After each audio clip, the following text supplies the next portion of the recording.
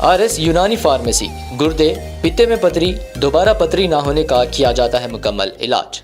Fatty liver medicine भी दस्तियाब। Bahadurpura X road 9390610436 पर contact करें।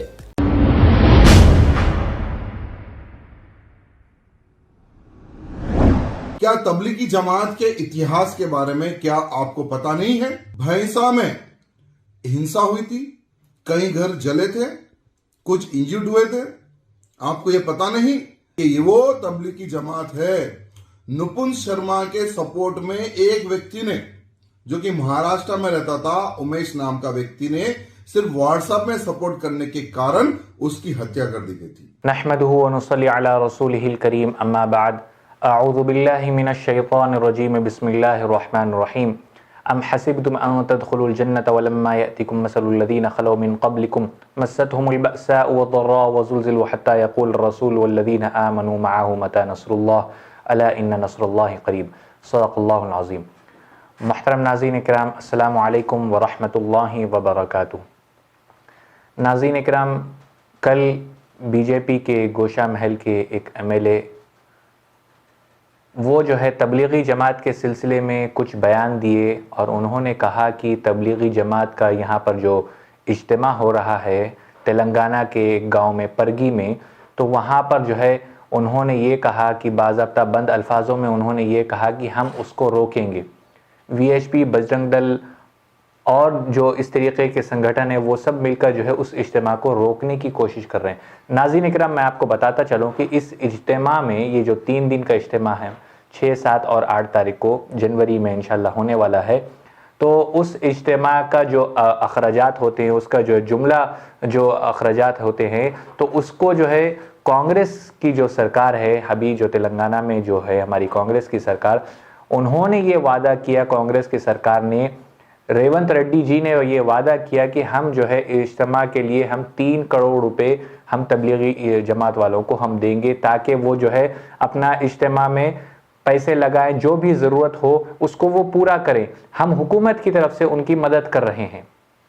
तो इसी पर गोशा महल के बीजेपी के एक बदनाम ज़माना MLA ने ये कहा कि हम जो है इसकी मुखालिफत करते हैं, हम ये कांग्रेस सरकार को पूछना चाहते हैं कि आप किन लोगों की मदद कर रहे हैं। क्या आपने भैंसा का वाक़या नहीं देखा? भैंसा में जो है तबलीगी जमात का इज्तिमा होने के बाद, तेलंगाना में इज्तिमा होने के बाद भैंसा में जो है तशद्दुद हुआ, वहाँ पर जो है मारपीट हुई और उसके बाद जो है उन्होंने कई एक हवाले दिए। तो मैं उन हवालों का जो है उनको जवाब दे रहा हूँ इस वीडियो के ज़रिए, हमारे चैनल के ज़रिए से मैं उसको जवाब देना चाहता हूँ कि भैंसा में जो तशद्दुद हुआ था उसमें ये सारी दुनिया जानती है, और अगर सारी दुनिया नहीं तो बिल्कुल कम से कम हिंदुस्तान के लोग जानते हैं, 140 करोड़ आवाम जानती है कि कौन किसके ऊपर हावी हुआ था, कौन वहां मजलूम था, कौन वहां जालिम था, किसके ऊपर जुल्म हुआ था, किसके घरों को जलाया गया था, किसकी इज्मतों को लूटा गया था, किसके घरों को तोड़ा गया था, किसकी दुकानें जलाई गई थी। वहां पर इस तरीके का तशद्दुद हुआ था, वहां पर एक खास कम्युनिटी को टारगेट बनाया गया था। और उसके बाद उन्होंने कहा कि एक प्लेन को हाईजैक किया गया, उसमें ये बेकार के जो है बातें जो है बस उनको ही आते हैं। वही एक महाशय है तेलंगाना में, तेलंगाना के एक वाहिद वो MLA हैं जो कहीं से भी कुछ भी उठाकर जो है लाकर जो है बयानबाजी करते हैं। MLA का काम तो ये है कि भाई साहब, मैं आपको एक मशवरा देना चाहता हूं, अगर आपको बोलना नहीं आता तो कम से कम आप एक पर्सनल स्क्रिप्ट राइटर रख लीजिए अपने पास। आप जो बयानबाजी करते तो कम से कम उसको लिखवा लीजिए।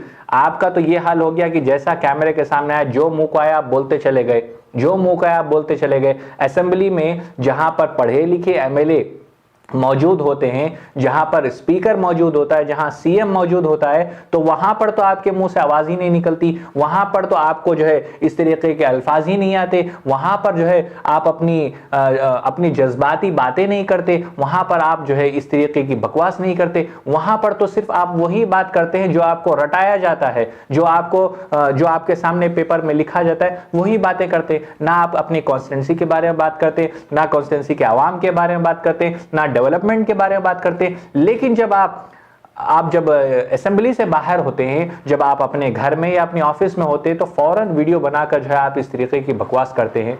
मैं ऐसे लोगों को या इन तरह के जो इस तरह की जो जहनियत रखने वाले हैं लोग, उनसे ये मैं कहना चाहता हूं कि प्राइम मिनिस्टर हो, चीफ मिनिस्टर हो, वो मुल्क का होता है, वो रियासत का होता है, वो कोई खास कम्युनिटी का नहीं होता, वो कोई खास कम्युनिटी का नहीं होता। हमारे प्राइम मिनिस्टर श्री नरेंद्र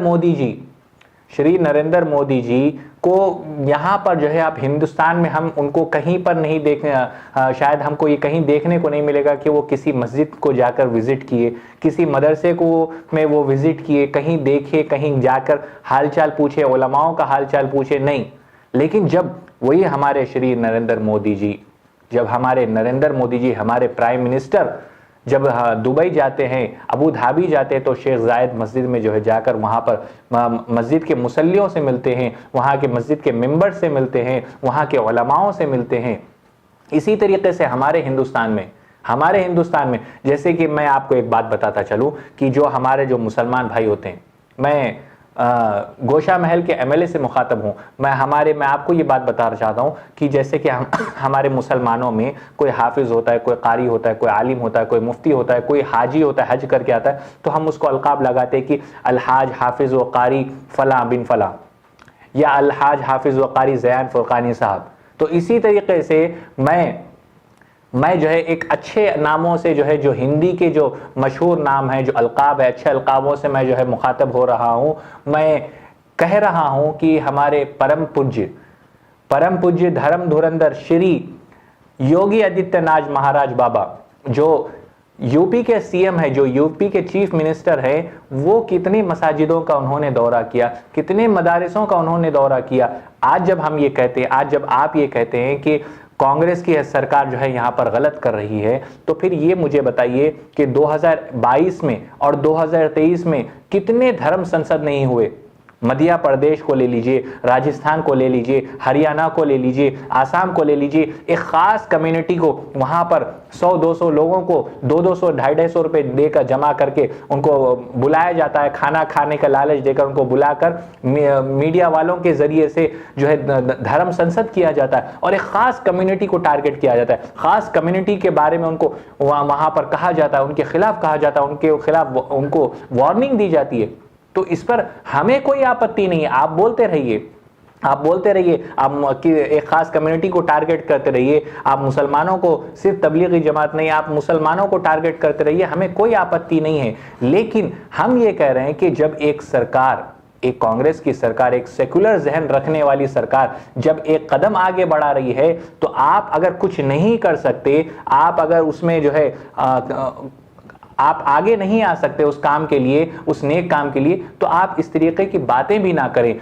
क्योंकि जिस तरीके की जो बातें हो रही है ये नफरत फैलाने वाली बातें हैं। नफरत से हमको परहेज करना है और इन जैसों की बातों में आकर हमारा जो भाईचारगी का वाला रिश्ता है, भाईचारगी का जो रिश्ता जो बरसों से चलते आ रहा है, हिंदू हो, मुस्लिम हो, सिख हो, ईसाई हो, ये भाईचारगी को खत्म नहीं करना है, एक अच्छा पैगाम देना है। यहाँ पर जो हैदराबाद में एक इज्तिमा हुआ था पहाड़ी शरीफ के करीब, तो वहां पर मैंने खुद देखा था कि हमारे गैर मुस्लिम, हमारे हिंदू भाई बहनें आकर जो है वहां पर जो है साफ सफाई कर रहे थे, कचरा उठा रहे थे, टेंट लगवा रहे थे, लोगों को, यहां तक कि जो मुसलमान वहां पर इज्तिमा में आए थे अपने हाथों से उनको खाना खिला रहे थे, अपने पैसों से पैसे खर्चा कर कर उनके लिए पानी के बॉटल्स खरीद कर लाकर मुसलमानों में तकसीम कर रहे थे। वो मोहब्बत करने वाले लोग हैं, वो सेक्युलर लोग हैं, वो आपकी तरह या आपके मानने वालों की तरह इस तरीके का जहन रखने वालों की तरह लोग नहीं हैं जो नफरत को फैलाएं। और अल्हम्दुलिल्लाह जब बात बीजेपी और कांग्रेस की हो तो बीजेपी की आप है नुमाइंदगी कर रहे हैं, बिल्कुल नुमाइंदगी करिए। आप जिस कॉन्स्टिट्यूंसी के हैं वहां के लोगों का मसला उठाइए, आप वहां के डेवलपमेंट के बारे में बोलिए, आप वहां की सड़कों के बारे में बोलिए, आप ड्रेनेज लाइन के बारे में बोलिए। आप वो बोलना छोड़कर आप वीडियो बयान देते हैं, वीडियो जारी करते हैं कि तबलीगी जमात वाले ऐसे हैं, तबलीगी जमात वाले वैसे हैं, तबलीगी जमात वाले आतंकवादी हैं, ये हैं वो हैं। इस तरीके के बदनाम करने से कोई फायदा नहीं है, क्योंकि अगर आपके एक करने से कुछ हासिल होने वाला नहीं है। जो चीज जो चीज़ अल्लाह को पसंद है वो चीज़ होगी, और जो सेकुलर जहन जो रखने वाले लोग हैं उसको मोहब्बत के साथ जो है उस काम में जो है अपना हाथ बटाएंगे। मेरे भाइयों, बुजुर्गों, दोस्तों, मेरी आप सबसे गुजारिश है कि अल्लाह ताला से दुआ करिए कि अल्लाह ताला हम सब के ईमान की हिफाजत फरमाए, तमाम उम्मत मुस्लिमा की हिफाजत फरमाए, बिलखुसूस शहर हैदराबाद के मुसलमानों की हिफाजत फरमाए, और जो सेकुलर जहन रखने वाले लोग हैं अल्लाह ताला उन तमाम की भी हिफाजत फरमाए। आमीन या रब्बल आलमीन व आखिरु दावाना अनिल हम्दुलिल्लाहि रब्बिल आलमीन। तेलंगाना में तबलीगी जमात के कार्यक्रम के लिए तेलंगाना कांग्रेस की सरकार ने 3 करोड़ रुपए उनको देने का आश्वासन दिया और इंप्लीमेंट भी हो चुका है, जियो भी निकल चुका है कि तबलीगी जमात के कार्यक्रम को सफल करने के लिए तेलंगाना में कांग्रेस सरकार पैसा देगी। तो मैं आज के जो मुख्यमंत्री है हमारे तेलंगाना राज्य के, रेवंत रेड्डी जी से पूछना चाहता हूं कि किस बेस पे आप तबलीगी जमात को उनके कार्यक्रम को सफल करने के लिए पैसा दे रहे हो? क्या तबलीगी जमात के इतिहास के बारे में क्या आपको पता नहीं है? पिछले बार भी तबलीगी जमात का जो कार्यक्रम तेलंगाना में हुआ था, उस कार्यक्रम के बाद में भैंसा में हिंसा हुई थी, कई घर जले थे, कुछ इंजर्ड हुए थे। आपको यह पता नहीं? रेवंत रेड्डी जी, अगर आपको पता नहीं है तबलीगी जमात के बारे में तो मैं आपको बताना चाहूंगा कि ये वो तबलीगी जमात है।